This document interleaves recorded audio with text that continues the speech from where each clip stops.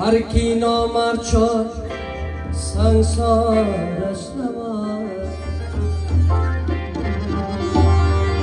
رفیق گر بی وفا باشد گمش کن، با مطلب آشنا باشد گمش کن.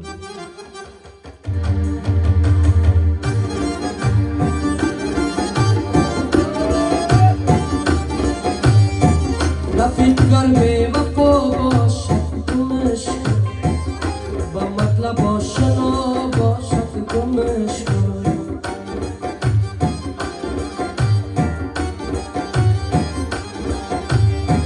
رفیق گر پاس دوستی را ندانست، اگر فرزند شاه باشد گمش کن.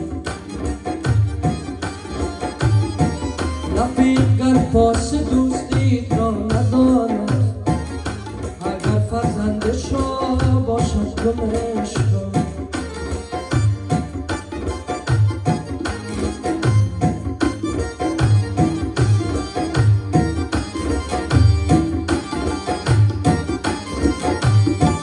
رفیق گر بی وفا باشد گمش کن، با مطلب آشنا باشد گمش کن.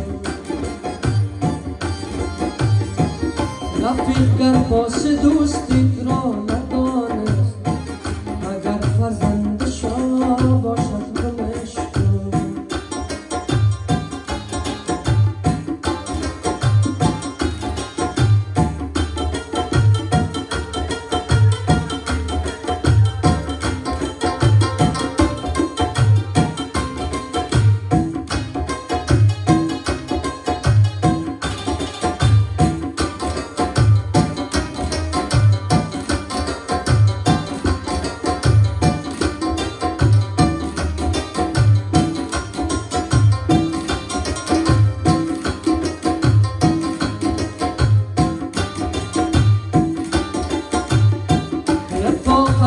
ولیکن با جوان من که نامرد چون بلا باشد گمش کن.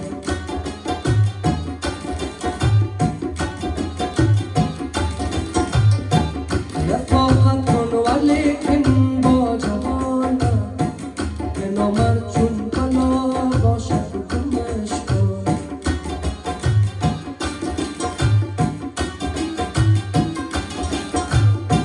پدر خوب است که مادر نازنین است، برادر میوه روی زمین است. عزیزان